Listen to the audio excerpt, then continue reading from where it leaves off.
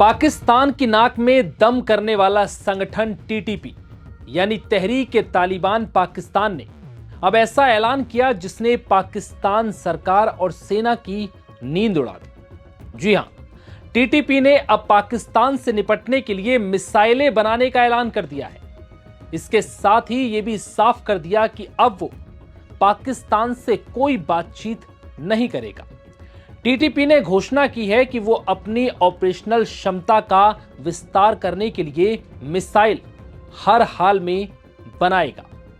अब यह कहा जा रहा है कि तहरीक-ए-तालिबान की यह कोशिश ठीक उसी तरह की है जैसे हिजबुल्लाह और हूती ईरान के प्रॉक्सी संगठन हैं, जिनके पास रॉकेट और मिसाइलें हैं। अगर टीटीपी मिसाइलें हासिल कर लेता है तो पाकिस्तान को बड़ा नुकसान हो सकता है, जिसके बाद टीटीपी ने आधिकारिक तौर पर पुष्टि की कि वो लंबी दूरी की मार करने वाली मिसाइल हर हाल में हासिल करेगा या उन्हें विकसित करेगा।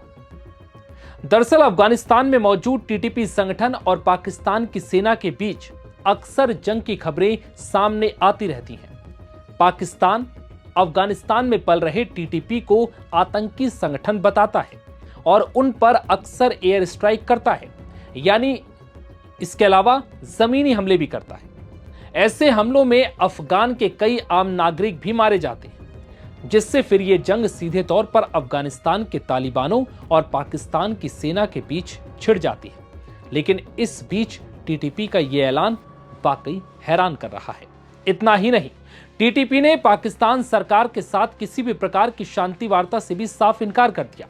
तहरीक-ए-तालिबान पाकिस्तान के प्रवक्ता मोहम्मद खोरासानी ने कहा कि टीटीपी मिसाइल सिस्टम हासिल करने के लिए तेजी से काम कर रहा है। वहीं टीटीपी के प्रवक्ता ने कहा है कि वो अपनी ऑपरेशनल क्षमता को अब तेजी से अपग्रेड करने वाले हैं। अगर टीटीपी के प्रवक्ता की बात सही है तो पाकिस्तान में आने वाले समय में मिसाइल हमले होने की संभावना बढ़ जाएगी। रिपोर्ट्स के मुताबिक तहरीक-ए-तालिबान ने लंबी दूरी की मिसाइल प्रणाली हासिल करने की योजना और अपनी महत्वाकांक्षा के बारे में पहली बार विस्तार से बताया। द संडे गार्जियन को दिए इंटरव्यू में टीटीपी प्रवक्ता मोहम्मद खोरासानी ने पाकिस्तान के साथ शांति वार्ता को भी सिरे से खारिज कर दिया। टीटीपी ने स्वदेशी रूप से विकसित की जा रही अपनी मिसाइल का नाम भी बताया है। वो नाम है अल फारूक। ये मिसाइल का नाम होगा। बता दें कि टीटीपी यानी तहरीक-ए-तालिबान काफी खतरनाक और बेरहम आतंकी संगठन माना जाता है, जिसने पाकिस्तान की सेना के हजारों जवानों को मौत के घाट उतारा है। टीटीपी के प्रवक्ता ने कहा है कि क्वाडकॉप्टर और थर्मल इमेजिंग जैसे एडवांस टेक्नोलॉजी का इस्तेमाल वो पाकिस्तानी सेना के खिलाफ लड़ाई में कर रहा है। उन्होंने बताया कि टीटीपी 2 दशकों से एक संगठित दुश्मन से लड़ रहा है, इसलिए टीटीपी की लीडरशिप काउंसिल शूरा संगठन के ढांचे में हर साल छोटे मोटे बदलाव करती है और हालात के हिसाब से काबिल लोगों को अलग अलग पदों पर नियुक्त करती है। इससे सदस्यों में नई ऊर्जा के साथ अपनी गतिविधियां चलाने का माहौल बनता है। उन्होंने कहा कि अलग अलग लोगों के साथ संगठन को स्ट्रक्चर किया गया है ताकि नुकसान होने पर उन लोगों की जगह फौरन नई नियुक्तियां हो सके, जो बिल्कुल ईरान की तरह लगता है।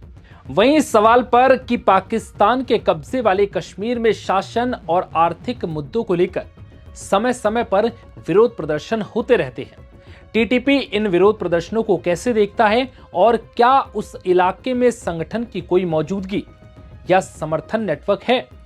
टीटीपी के प्रवक्ता ने इसके जवाब में कहा कि इसमें कोई शक नहीं कि दशकों से पाकिस्तान के सत्ता तंत्र ने कुछ खास परिवारों के फायदे के लिए पश्तूनों, बलूचों, सराइकियों और कश्मीरियों के अधिकारों को कुचला है, उनके संसाधनों को बेरहमी से लूटा है और उनका खून तक बहाया है।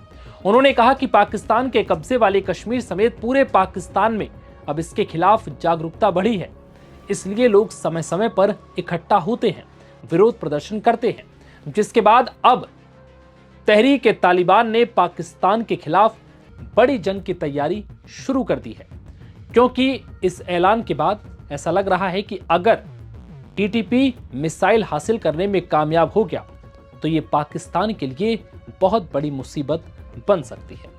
फिलहाल इस वीडियो में इतना ही। इजाजत दीजिए। नमस्कार।